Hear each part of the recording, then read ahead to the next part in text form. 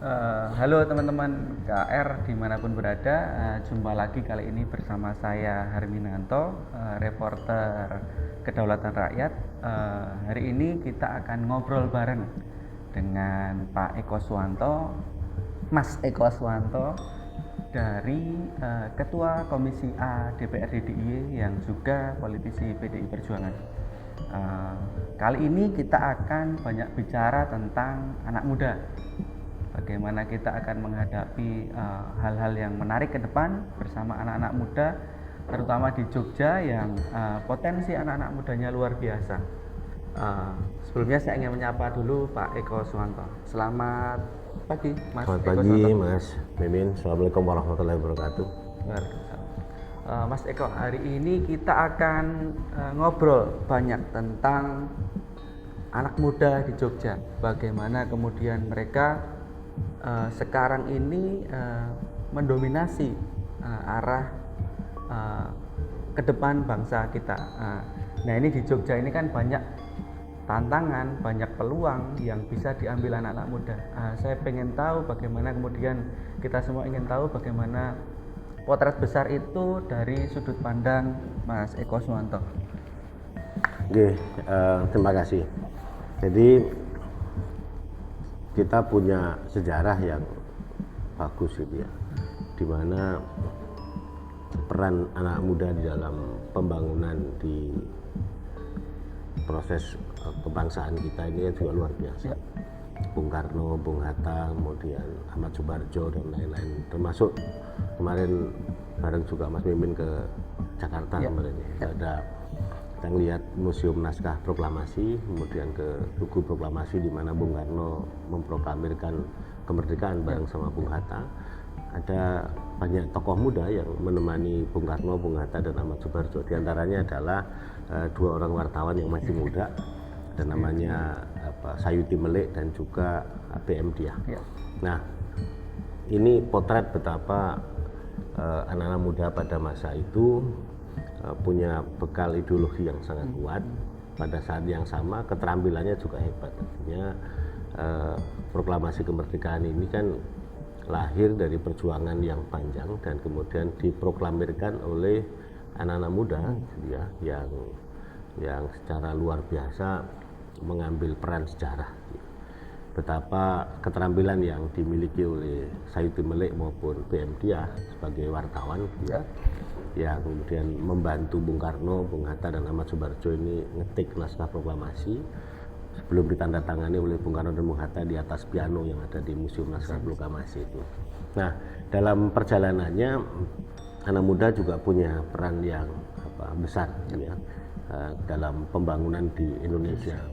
Terakhir yang di Jogja yang spektakuler, yang hebat itu adalah Mbak Putri Aryani ya, dari SMK Negeri 2 Kasihan ya, yang kemudian mengharumkan nama bangsa Indonesia ini di kancah internasional, khususnya dalam seni musik. Jadi potret-potret ini ada dan banyak. Tapi pada saat yang sama di Jogja dihadapkan dengan berbagai permasalahan yang ada di tengah-tengah anak muda yang kita tangkap. Saya dalam setahun terakhir ini sering bertemu dengan khususnya siswa dari SMA dan SMK yang ikut dalam program Sinau Bhinneka Tunggal Ika, juga yang ikut dalam program literasi digital khususnya dalam kepemiluan maupun perekonomian. Jadi saya menangkap ada berbagai hal yang penting untuk mendapatkan perhatian bagi pemerintah daerah. Yang pertama adalah perlunya ruang terbuka untuk kemudian bagi anak-anak muda ini berkreasi. Kita paham misalnya kayak di Jogja ya, di kota Jogja ini agak sulit untuk mencari tempat nongkrong yang nyaman dan tidak berbayar ya. Maka ke depan Pemda harus menyediakan ruang-ruang terbuka hijau ini buat anak-anak muda kita untuk menampilkan kreativitasnya. Misalnya bagaimana ke depan ada semacam youth center gitu ya, semacam fasilitas yang mendukung kreativitas anak muda, yang dilengkapi dengan fasilitas pendukung yang memang diperlukan oleh anak muda. Apa sih yang diperlukan oleh anak muda? Yang pertama adalah akses. Akses terhadap apa? Akses terhadap kemajuan teknologi dan informasi. Jadi kemudian yang kedua yang juga saya nangkep dari harapan dari anak-anak muda kita ini adalah akses untuk sekolah, akses untuk layanan kesehatan, akses untuk layanan masa depannya. Jadi kita bersyukur ya punya anak-anak muda yang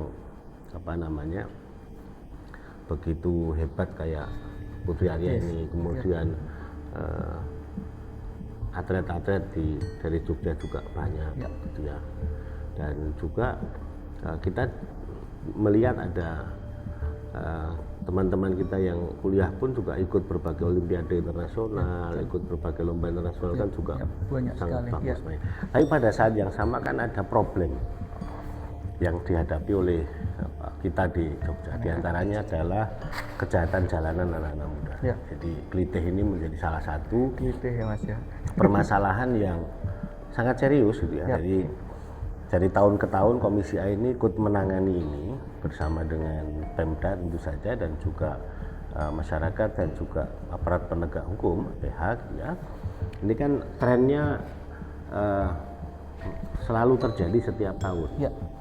Seperti berulang gitu ya. Jadi dan kualitasnya naik. Artinya kualitas naik itu memakan korban jiwa. Jadi dalam 5 tahun terakhir ini ada beberapa yang meninggal karena menjadi korban kejahatan jalanan. Nah ini kan yang saya sebut paradoks. Di satu sisi kita bangga dengan atribut Jogja sebagai kota pendidikan, kota budaya, kota tujuan wisata, tapi pada saat yang sama ada perilaku brutal gitu ya dari sebagian sangat kecil sebetulnya yang terlibat kemudian menjadi pelaku klitih atau pelaku kejahatan jalanan ini. Nah, apa yang sebenarnya terjadi kita coba potret. Salah satu hasil potretnya itu adalah per bulan Maret tahun 2023 angka kemiskinan di DIY ini masih cukup tinggi di angka 11,04%. Ya, 11,04%.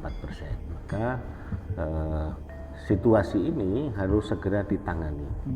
Jadi problem klitih tadi, kemudian bullying gitu ya, ini harus dalam waktu dekat ditangani secara cepat dan luar biasa. Mengapa kemiskinan dan juga pengangguran ini akan melahirkan potensi kerawanan dan sekaligus potensi konflik. Jadi tadi saya cerita mulai dari sejarah Republik ini berdiri. Maka ke depan pemerintah daerah harus mampu ya untuk mengalokasikan anggaran secara khusus yang pertama untuk menyelesaikan problem kemiskinan, pengangguran dan Gini rasio. Ini harus diselesaikan. Kemudian yang kedua memberikan akses pendidikan kepada anak-anak sekolah kita. Nah, dari sisi budget sih sudah ada kemajuan sebetulnya untuk kemudian anak-anak yang sekolah di SD, SMP, SMA, dan SMK itu kerjasama antara Pemda DIY dan Pemda Kabupaten Kota sudah ada alokasi anggaran ya. Termasuk khusus untuk guru pun juga sudah ada atensi khusus ya. Untuk guru swasta itu Pemda DIY mengalokasikan per bulan 500.000 untuk lebih dari 1.000 guru swasta. Nah ini yang menjadi bagian agar anak-anak muda kita ini terfasilitasi untuk mendapatkan akses pendidikan, akses kesejahteraan bagi orang tuanya, kemudian akses kesehatan. Ini menjadi utama. Tapi yang tidak kalah utama tadi, ruang terbuka hijau atau pusat kegiatan anak-anak muda yang di Jogja ini kan belum banyak ya. Khususnya di kota Jogja. Kota Jogja itu kan nyari tempat nongkrong aja untuk suasana yang nyaman kan yang tidak berbayar itu kan harus berbayar, sangat sedikit. Oke. Dan kemudian ini Mas, kita tahu juga di kota Jogja ini justru malah terjadi anomali ya. Sangat dekat dengan semua hal di kota, tapi kemudian akses ke pendidikan untuk anak-anak muda ini malah justru yang salah satu yang terendah di Jogja di DIY. Ini sebenarnya apa yang terjadi sebenarnya? Apa tadi problem kemiskinan tadi yang pertama, sehingga Pemda harus kerja keras ya untuk menjamin akses ya atas pendidikan anak-anak kita, baik dari SD, SMP, kemudian SMA dan SMK. Bahkan ke depan harus ada kemauan untuk kemudian memberikan beasiswa bagi warga Jogja yang secara ekonomi, gitu ya, secara ekonomi tidak mampu untuk bisa melahirkan sarjana-sarjana sampai kuliah ya, sampai kuliah seperti idenya Pak Ganjar itu gitu ya. Jadi di setiap keluarga yang tidak mampu harus ada satu sarjana. Jadi ini saya kira program yang bagus dan dari sisi penganggaran memungkinkan. Ini sangat memungkinkan terjadi Sangat di memungkinkan. Jogja. Nah, kemudian kalau kita juga ngomong tentang ruang terbuka hijau untuk kreativitas ini, sebenarnya kalau menurut Mas Eko idealnya yang harusnya ada di kota Jogja misalnya itu seperti apa sih Mas? Ya di Jogja ini kan di kota Jogja khususnya ya, kan ada 169 kampung, ya. 616 RW dan 2.535 RT. Okay. Nah kalau dibuat per RT dalam waktu dekat rasanya juga tidak mudah. Yes. Tetapi kalau ruang terbuka hijau itu dilakukan berbasis kampung, itu masih memungkinkan. Kenapa saya sebut memungkinkan? Yang pertama dari sisi lahan, kita kan di kota ini kan yang paling susah itu kan memastikan lahan. Lahannya ada. Okay. Nah kita punya perdais tentang pertanahan, di mana tanah kesultanan atau tanah kadipaten itu boleh kemudian dimanfaatkan untuk ruang terbuka hijau ini boleh, ya, untuk taman anak-anak muda ini boleh. Tinggal bagaimana pemerintah kota dan pemerintah DIY ini punya greget ya untuk kemudian mengarah ke sana, sehingga tanahnya boleh jadi bisa bersumber dari tanahnya Pemkot sendiri, atau tanah kesultanan, tanah kadipaten yang dimanfaatkan untuk itu, atau kerjasama dengan swasta. Kerjasama swasta itu kan begini, kan ada BUMN yang berkantor di Jogja. BUMD juga berkantor di Jogja, perusahaan swasta juga banyak di Jogja. Artinya Pemda bisa bekerja sama dengan perseroan terbatas ya, untuk kemudian memanfaatkan CSR-nya di dalam mendukung ruang terbuka hijau. Harapan kita setidak-tidaknya per kampung satu lah dibikin, sehingga anak muda kita ini bisa berekspresi di situ untuk berkolaborasi dengan warga yang lain. Berkolaborasi dengan warga yang lain itu misalnya begini, ada satu titik yang kemudian digunakan, tamannya bagus, tanamannya banyak gitu ya. Pada saat yang sama juga ada tempat duduk yang nyaman dengan dukungan internet yang memadai. Nah di situ kan tidak cuma anak muda yang bisa manfaatin, ibu-ibu untuk ngomong anaknya gitu ya, itu juga bisa di situ dapat udara bersih. Kemudian pelaku UMKM juga bisa dikolaborasikan dengan ikut berjualan di sekitar situ dengan cara ditata. Nah ini yang menurut saya penting untuk kemudian menjadi atensi pemerintah. Di kota ini juga ada yang unik loh ya, kota ibu kota provinsi tapi tidak punya alun-alun. Ya. Kita malah nggak punya alun ya. Yang ada itu kan alun-alun kagungan dalam. Jadi alun-alun utara dan alun selatan itu kan kagungan dalam. Itu kan miliknya Kesultanan. Tapi pemerintah kota sendiri belum ada loh di kota. Sehingga ini ke depan perlu dipikirkan, gitu ya. Kan ada banyak lapangan ya. Ada lapangan karang, kemudian ada di Minggiran dan beberapa yang lain itu kan ada yang dari sisi aset bisa dikerjasamakan dengan provinsi, gitu ya. Kemudian kita juga punyanya provinsi yaitu Embung Langan-Sari misalnya. Nah masyarakat sudah mencoba, sehingga kita sudah melihat di Jogja itu partisipasi masyarakat itu hebat, sudah mencoba bikin itu. Di antaranya misalnya Taman Legawo sudah ada.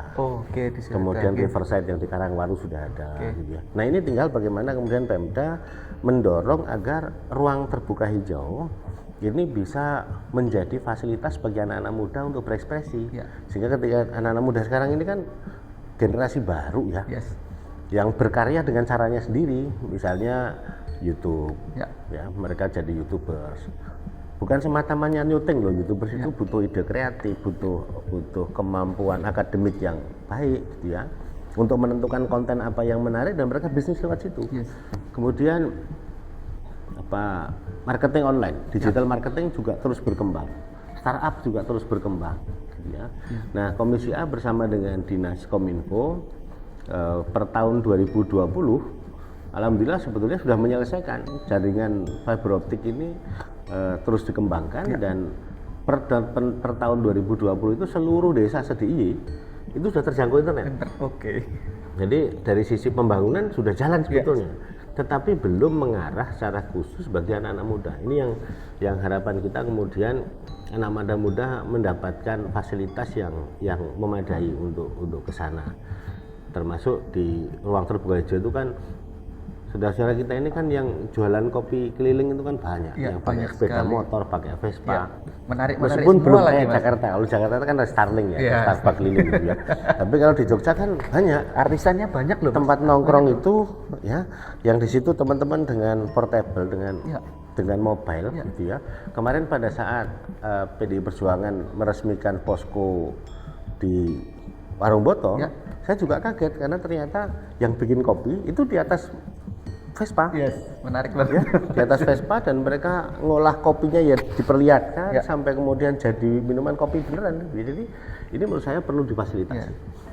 Dan menarik ya Mas, hal-hal seperti itu. Itu ciri khas Jogja yang kreatif ya seperti itu. Saya kira gini, jadi DPRD maupun Pemda pun ya berpikir untuk memberikan fasilitasi bagi anak-anak muda. Kita kan sudah punya undang-undang kepemudaan.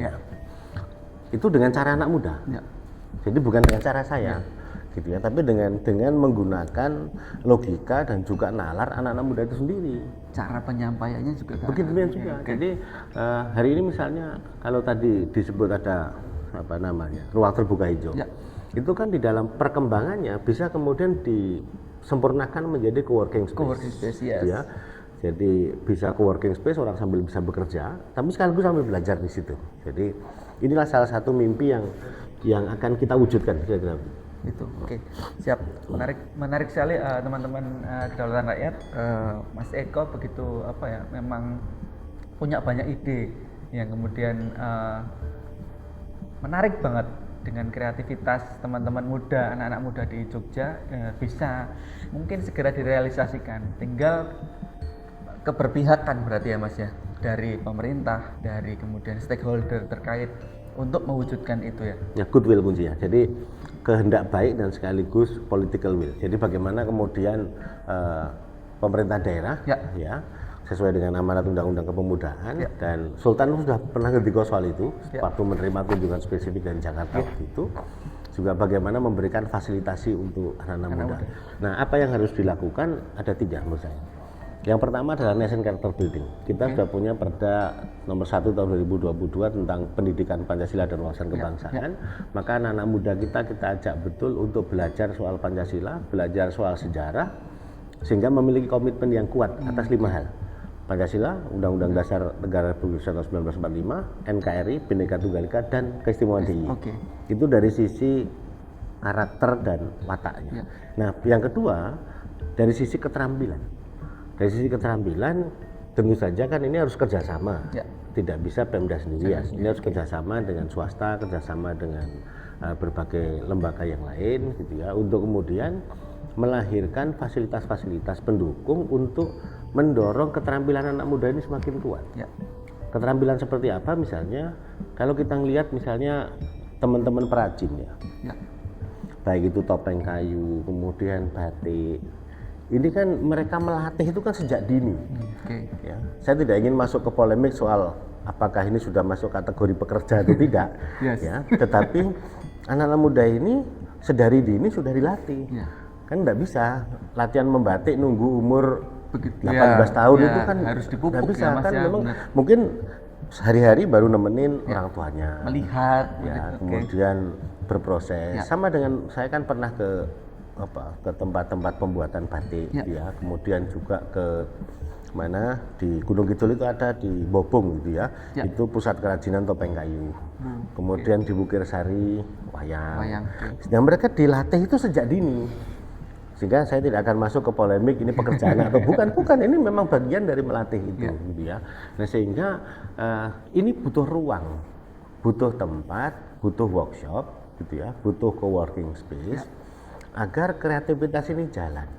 Belum lagi yang baru misalnya jadi YouTubers, gitu ya, konten kreator, Ini tidak semata-mata nyuting terus dapat duit, tidak ya. Konten kreator itu hari Proses ini juga sudah ya, Mas, ya? mirip kayak production house. Ya. Ya.